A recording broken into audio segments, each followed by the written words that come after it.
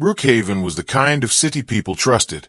It had tree-lined streets, quiet apartment buildings, and a sense of routine that made residents feel safe. Nothing dramatic ever seemed to happen there.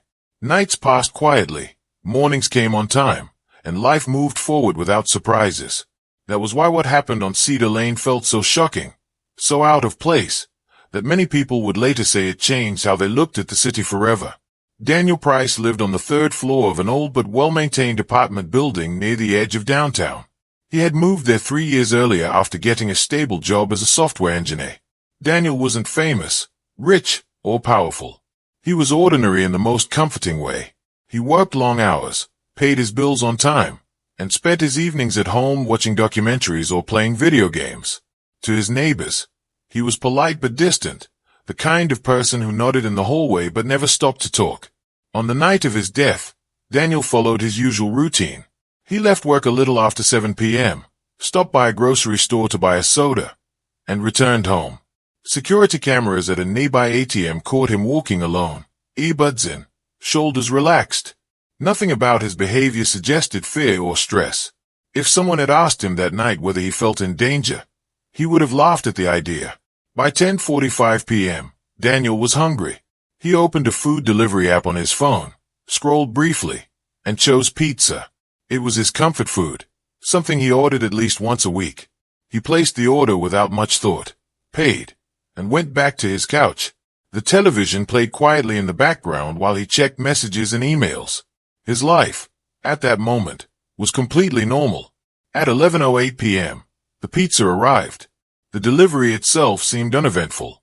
A knock at the door. A short exchange. The door closed again.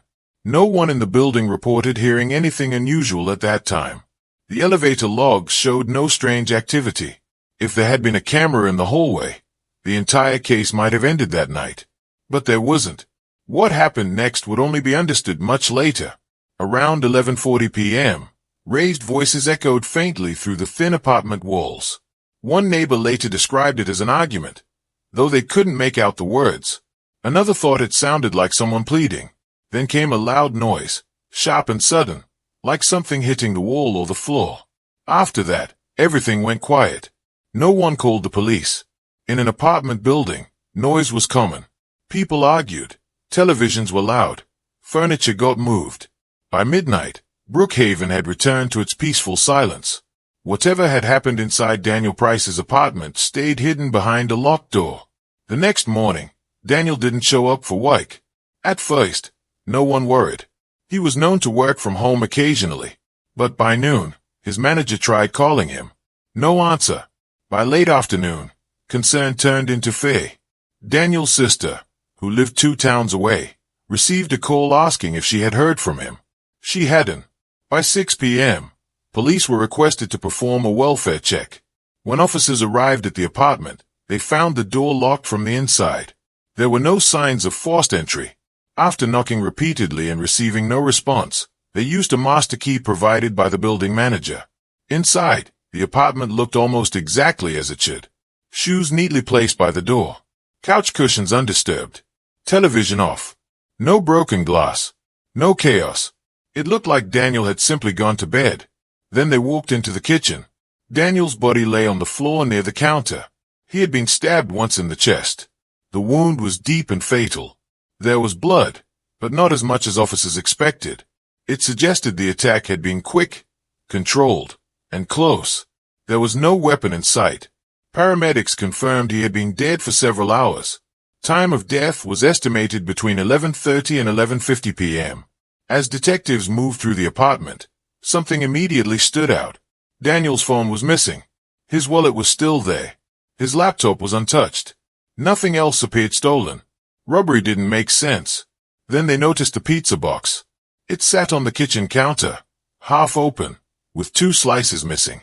The smell of cold cheese and grease still lingered in the air.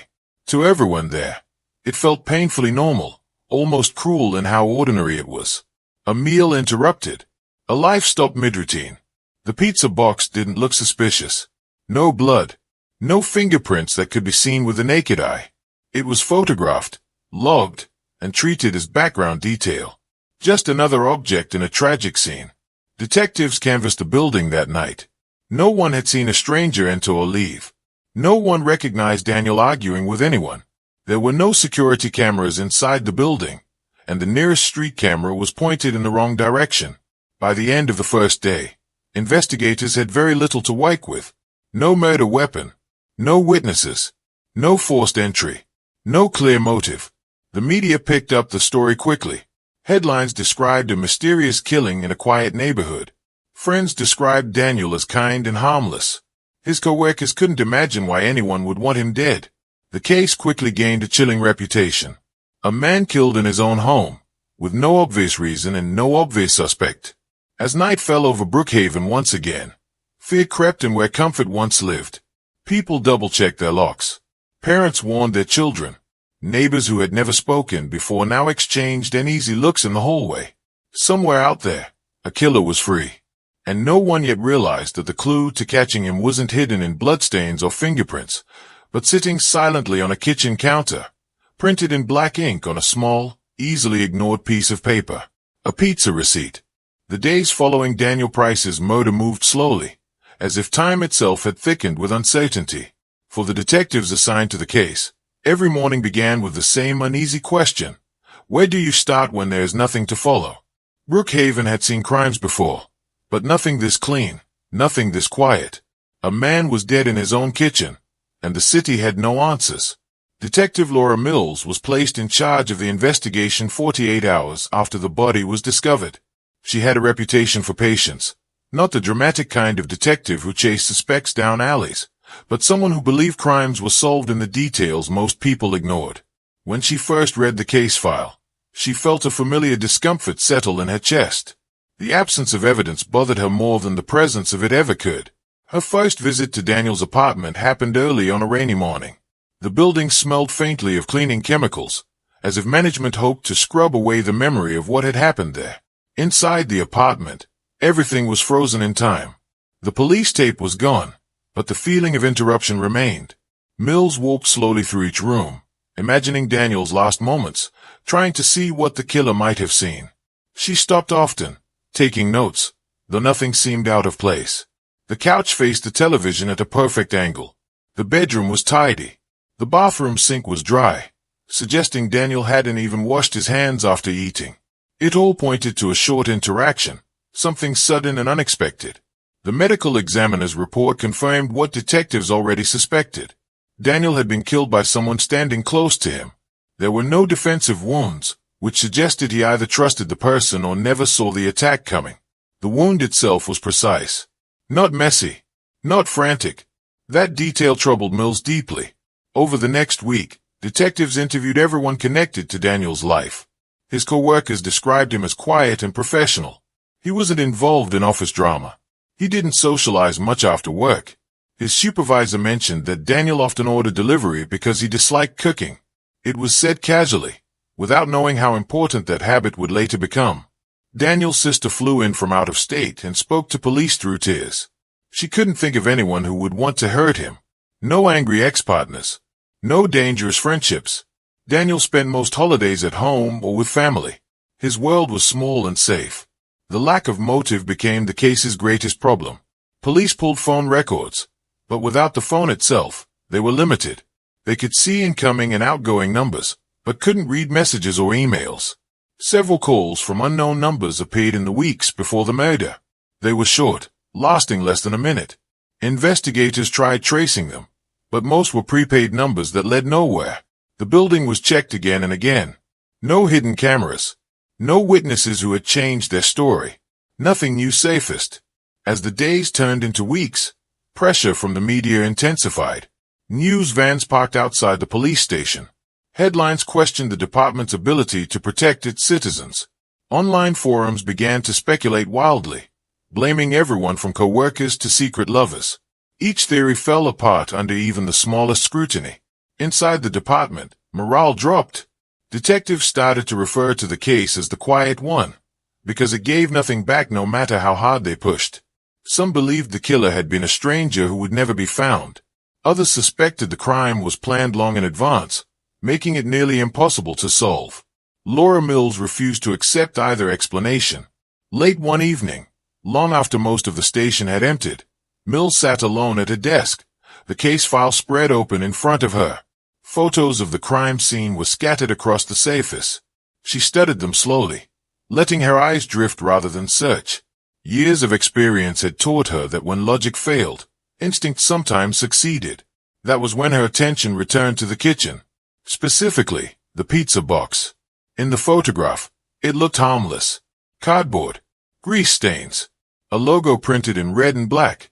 Mills had seen it dozens of times already, but now something about it felt wrong.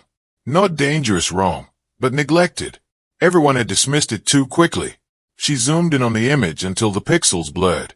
There, stuck to the side of the box, was a receipt sticker. Mills leaned closer. The date and time were clear. The address matched Daniel's apartment. It showed the pizza had been delivered shortly before the estimated time of death. That alone wasn't shocking, but it raised a question no one had asked yet. Who delivered it? The following morning, Mills drove to Red Slice Pizza, the local chain printed on the box. The shop was busy, filled with the smell of dough and sauce. Customers lined up, unaware that one of the most important clues in a murder case might be hiding behind the counter. The manager, a tired-looking man in his 40s, listened patiently as Mills explained why she was there. When she asked for delivery records from the night of the murder, his expression fell. "Our system doesn't keep them that long," he said. 2 weeks, then they're gone." Mills felt frustration rise, but she didn't show it. Instead, she asked him to walk her through how orders were processed. She watched as employees entered addresses, assigned drivers, and printed receipts. The system was simple, efficient, and, in her opinion, far too trusting. Before leaving, she asked one last question, almost as an afterthought. "Do you keep any physical copies of the receipts?" The manager hesitated. "For taxes," he said slowly. "Yay, we print them out and store them." That small admission changed the direction of the entire investigation. The receipts were kept in boxes in a back room, sorted by date. Mills returned later that day with another detective and a warrant. They spent hours digging through stacks of paper until they found the one they were looking for. Daniel Price, Cedar Lane, 11:08 p.m. But what caught Mills's eye wasn't the time or the address. It was a note printed beneath the order details. "Leave with Mark." Mills read it twice, then a third time. It didn't make sense. Daniel had ordered the pizza online. Why would he leave instructions to give it to someone else? And who was Mark? The pizza manager was just as confused. He said customers rarely used the special instructions section, and when they did, it was usually for gate codes or requests like extra napkins. Not names. Mills ran the name Mark through the department database. There were dozens of results. Most were unrelated, but one file made her pause. Mark Allison, former employee of Red Slice Pizza, fired 2 months earlier. Reason for termination: aggressive behavior toward customers. Suddenly, the case didn't feel quiet anymore. Mills leaned back in her chair, the receipt still in her hand. For weeks, the investigation had gone nowhere, circling the same dead ends. And now, a single line of text on a piece of paper was pointing somewhere very real, somewhere human, somewhere dangerous. For the first time since Daniel Price's death, the case had direction. And whoever Mark was, he was about to become the most important person in Brookhaven. Detective Laura Mills stared at the receipt for a long time after the name appeared on her screen. The words were small, printed in plain black ink, yet they felt louder than anything she had seen in weeks. "Leave with Mark." It was such a simple sentence, almost casual, but it carried weight. It suggested familiarity. It suggested planning. And most of all, it suggested that Daniel Price had not been as alone in his final moments as everyone believed. Mills knew better than to jump to conclusions. A name on a receipt was not proof of murder. But after weeks of silence, the case had finally whispered something back. She intended to listen carefully. The first step was understanding how that name got there. Mills returned to Red Slice Pizza the next morning, this time with a clearer goal. She sat with the manager and had him walk through the ordering system again. Slower this time. Orders placed through the app were entered automatically. Customers could type special instructions, but those instructions stayed tied to the account unless removed manually. That detail mattered. Mills asked whether any former employees still had access to the system. The manager hesitated before admitting that the company was slow about deleting old logins. It wasn't unusual for former workers to remain in the system for weeks, sometimes longer. It saved time, he said. No one ever thought it could be dangerous. Mills wrote that down. She asked about Mark Ellison. The manager's shoulders tightened. He remembered him clearly. Mark had been good at first. Fast, efficient, confident. But over time, his behavior changed. He took complaints personally. He argued with customers. He believed people were disrespecting him on purpose. After one heated confrontation, the manager had no choice but to let him go. Did he ever come back after he was fired? Mills asked. The manager shook his head. Not that I know of. That wasn't reassuring. Back at the station, Mills pulled up Mark Ellison's file. He was 35, lived alone, and had a history of short-term jobs. Nothing violent in his criminal record, but there were notes about anger issues, complaints, verbal altercations, the kind of man who always felt wronged. Mills requested a full background check. As more information came in, a pattern began to form. Mark had been fired from multiple delivery jobs for similar reasons. He struggled to hold on to work. He blamed customers. He blamed managers.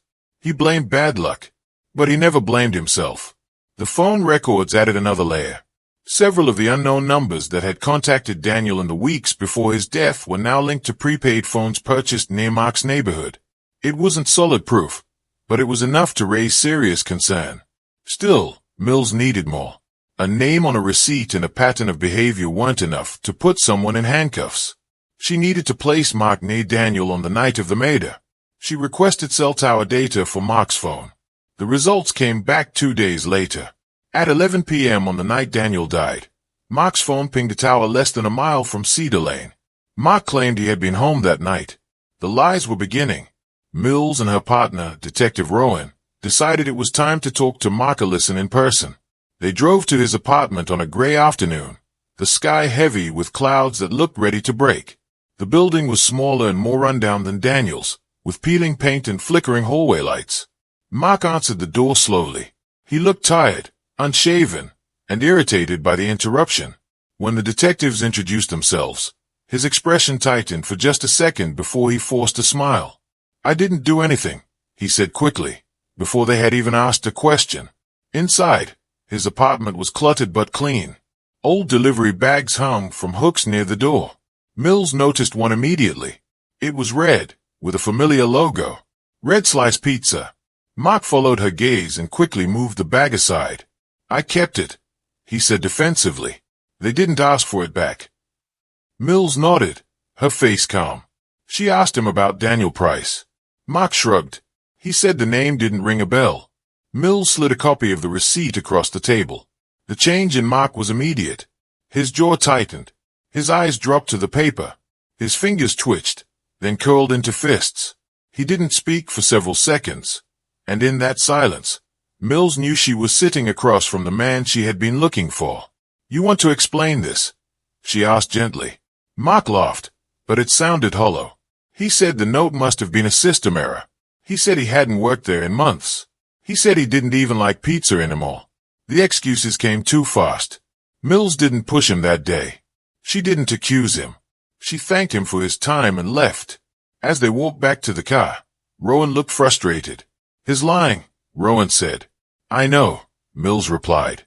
"But liars make mistakes when they feel safe." That night, Mills reviewed everything again.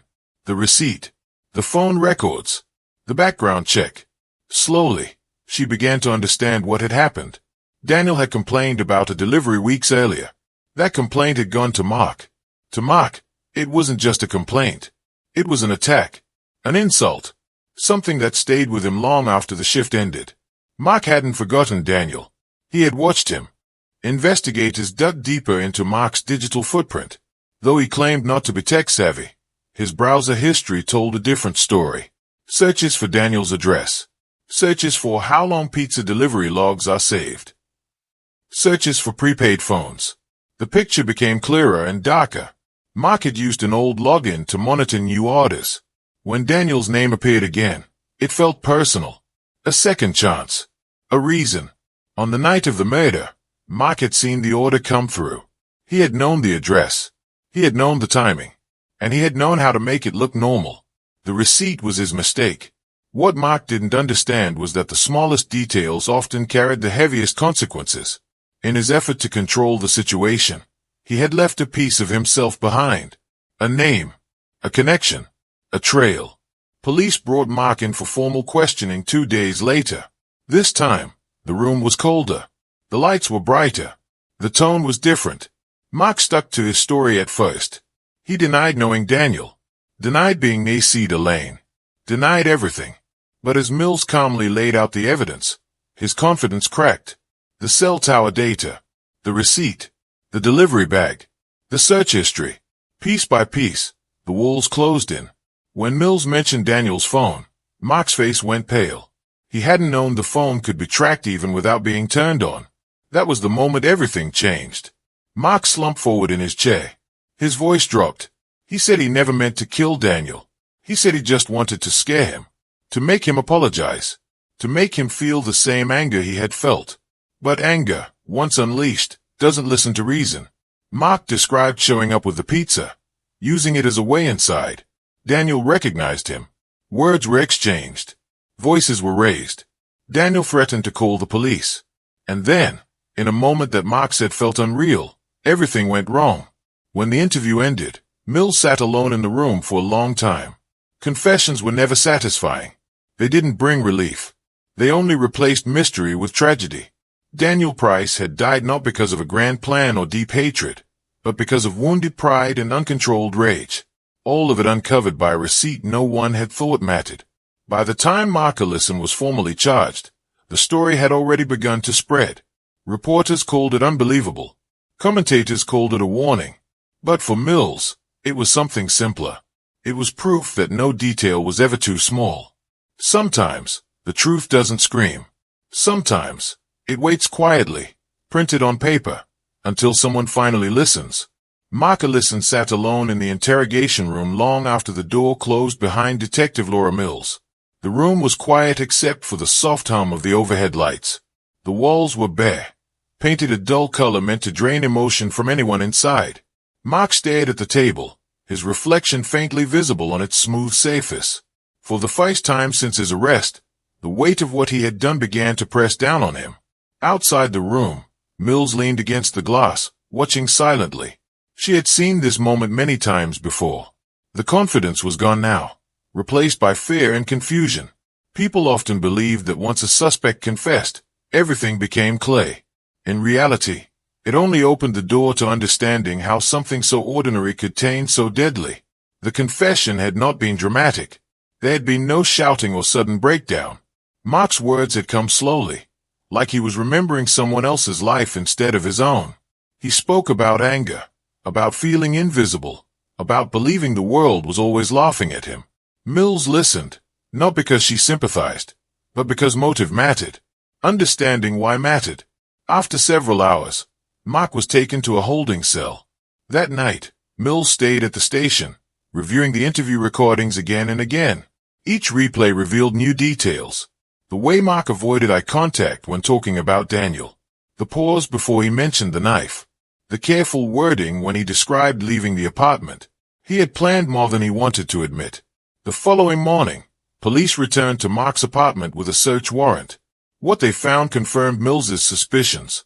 In a drawer beneath his bed was a kitchen knife, recently cleaned but still carrying traces of blood too small to see with the naked eye. Forensic tests would later confirm it was Daniel Price's blood.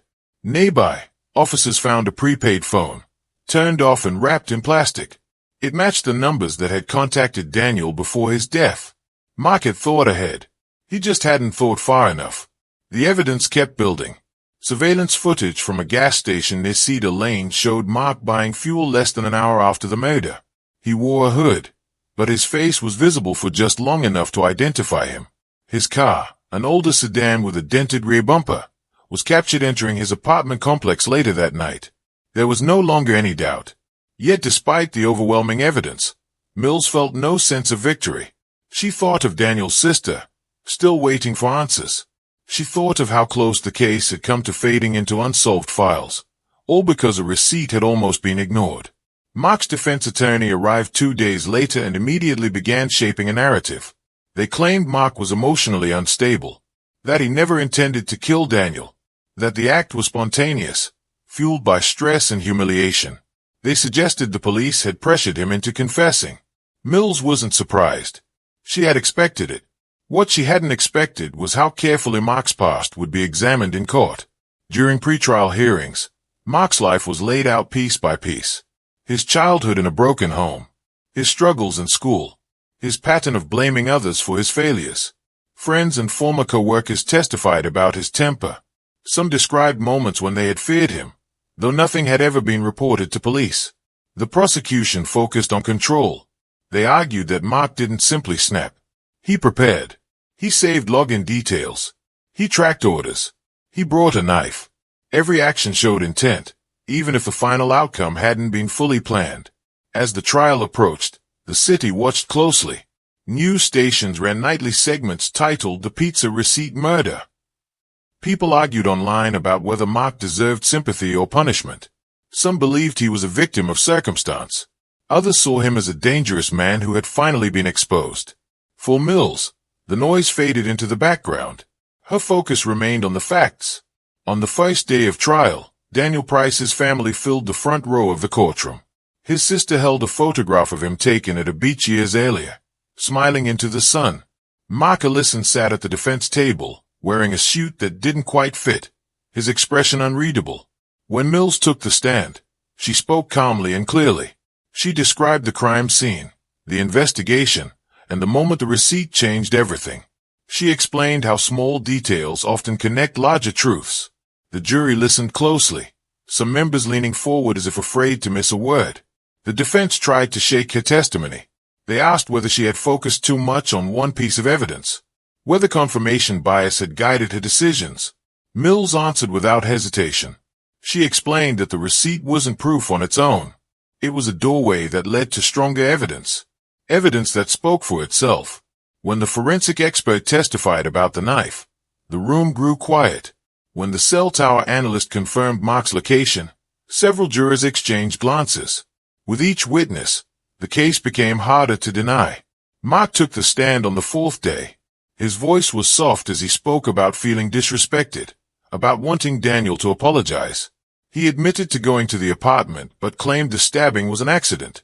He said he panicked. He said he didn't know how it happened. But when the prosecutor asked why he had taken Daniel's phone, Mark had no answer. Silence filled the courtroom. In that silence, the truth felt heavy. The trial lasted 6 weeks. By the end, there was little left to argue. The jury deliberated for less than a day before returning with a verdict. Guilty of second-degree murder. Mark Ellison showed no reaction as the verdict was read. Daniel's sister cried quietly, her shoulders shaking. Mills closed her eyes for a moment, not in relief, but in acknowledgement. Justice, when it arrives, rarely feels triumphant. At sentencing, the judge spoke about accountability, about how anger unchecked could destroy lives. Mark was sentenced to 30 years in prison, with the possibility of parole after 25. As Mark was led away, he turned once, briefly, toward the gallery. His eyes passed over Daniel's family and stopped on Mills. For a moment, it looked like he wanted to say something. He never did. That evening, Mills returned to her office and opened the drawer where she kept mementos from old cases. Inside were objects that reminded her why she did the job. She placed a photocopy of the pizza receipt inside and closed the drawer. Not as a trophy, but as a reminder. Behind every closed door is a story.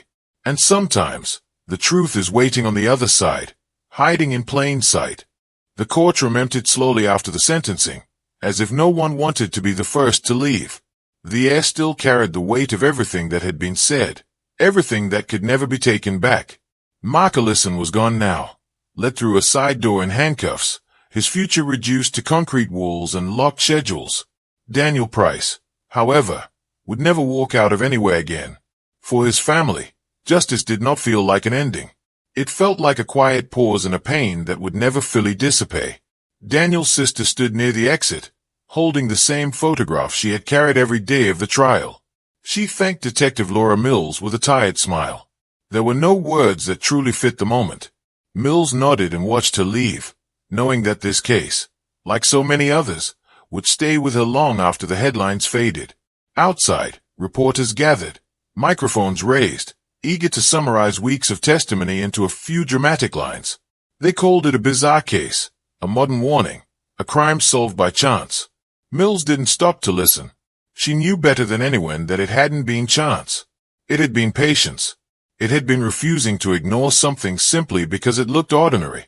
In the weeks that followed, Brookhaven slowly returned to its familiar rhythm. The fear that had settled into the city began to lift. People stopped checking their locks twice. Conversations shifted away from speculation and back to everyday complaints and small talk. New stories replaced old ones. But for those closest to the case, nothing was truly the same. Daniel's apartment remained empty for months. Eventually, a new tenant moved in, unaware of the history held within those walls. The kitchen was repainted. The floors were replaced. The silence that once felt heavy faded into the background hum of normal life. Still, for those who knew the story, Cedar Lane would always carry a shadow. Mark Ellison entered the prison system quietly.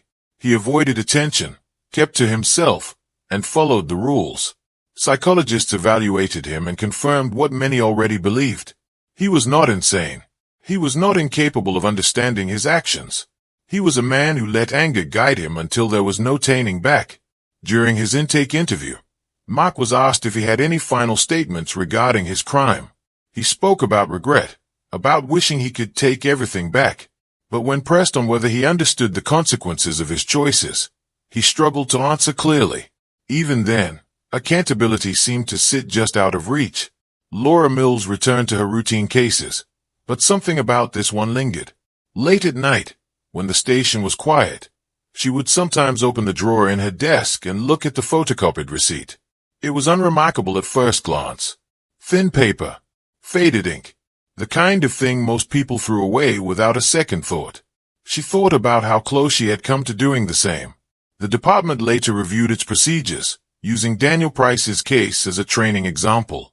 New detectives were reminded that evidence did not always look dramatic. Sometimes it looked boring. Sometimes it looked like trash. The lesson was simple. Pay attention. Everything matters until proven otherwise. The pizza shop also changed its policies. Former employee logins were deleted immediately. Delivery records were kept longer. The manager, who had felt guilty for months, finally allowed himself to believe that the crime had not been his fault. Systems failed, but people chose. As the story spread beyond Brookhaven, it took on a life of its own. True crime podcasts dissected every detail. Online videos recreated the investigation step by step. Comment sections filled with theories, arguments, and questions. Many viewers were shocked by how small the clue had been. Others saw it as proof that no crime was truly perfect. But beneath the attention and retellings was a quieter truth. Daniel Price was more than a victim in a strange story. He was a brother, a co-worker, a man who loved simple routines and late-night pizza. His life ended because someone else refused to let go of anger. Months later, Daniel's sister returned to Brookhaven one last time. She visited the police station, bringing a small package for Mills. Inside was a handwritten note thanking her for not giving up.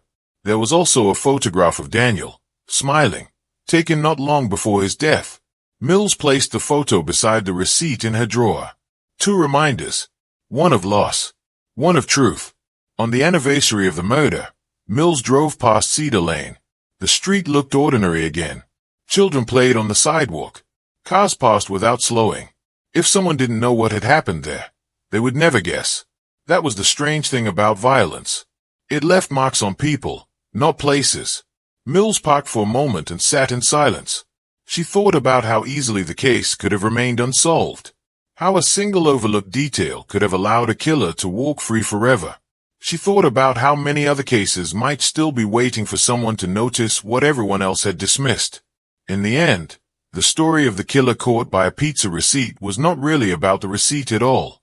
It was about attention, about listening when something didn't quite fit, about refusing to believe that ordinary things were meaningless. Justice, when it came, was not loud or dramatic. It arrived quietly, months after the crime, printed in black ink on court documents instead of cardboard. It did not bring Daniel back. It did not erase the pain. But it drew a clear line between right and wrong, between consequence and escape. Mark Ellison would spend decades thinking about the night everything fell apart. The knock on the door. The argument. The moment he crossed a line he could never uncross. And somewhere in his memory, whether he wanted it there or not, would be the image of a pizza box left behind, carrying the proof he never meant to leave. For Detective Laura Mills, the case became a story she told new recruits, not for drama, but for understanding. She reminded them that crimes are solved by people who care enough to look twice, by people who ask the extra question, by people who know that the smallest clue can carry the loudest truth. The killer had been caught, not by a weapon, not by a witness, not by luck, but by a simple pizza receipt, waiting quietly to be seen. And in that ordinary piece of paper, justice found its way home.